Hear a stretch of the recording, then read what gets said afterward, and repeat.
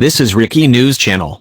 I'm James Menendez. Our top stories. Senate Majority Leader Chuck Schumer, D-N.Y, said the Senate has come to an agreement on the infrastructure bill after months of deadlock. In a few minutes, I will announce that we have come to an agreement for final passage of the bipartisan infrastructure proposal, Schumer said on the Senate floor on Monday night. This will do a whole lot of good for America. Schumer laid out two tracks for the infrastructure bill, one dealing with traditional infrastructure, the bipartisan package some Republicans are likely to support, and one dealing with climate and the problems American families face, a more partisan Democratic measure. Senator Kevin Cramer, R&D, explained his support for the bill on Sunday Morning Futures this past weekend. Of the $1.2 trillion, $450 billion, that's over a third of it, is not just infrastructure, it's roads and bridges specifically, Cramer told host Maria Bartiromo. In addition to that, there's ports, waterways, railroads, airports, broadband, all of which are critical to the movement of goods and services around this country and around the world. But some Republicans nevertheless opposed the measure.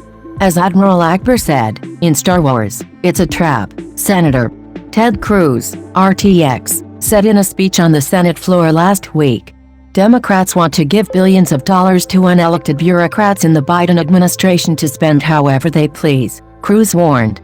This bill spends $21.5 billion to create a new office of the Department of Energy called the Office of Clean Energy Demonstrations, which would give President Biden's Secretary of Energy the power to use taxpayer dollars to invest in whatever green energy initiatives she likes, reminiscent of Solyndra. We could have the same bankruptcies at taxpayer expense.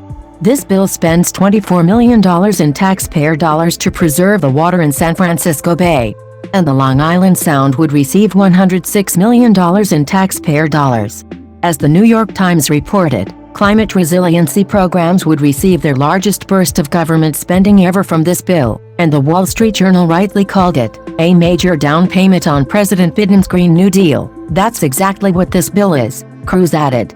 Senator Mike Lee, R. Utah, called the bill an inflation bomb amid rising prices. Now is the time to act on inflation, but I think we ought to use the tools that we in Congress have, like, for example, not passing the bill that he's supporting right now, which is a $1.2 trillion inflation bomb being dropped on an already carpet-bombed economy. He noted that at least $250 billion of the bill is not accounted for by revenue that the bill would raise, thus adding to the federal deficit.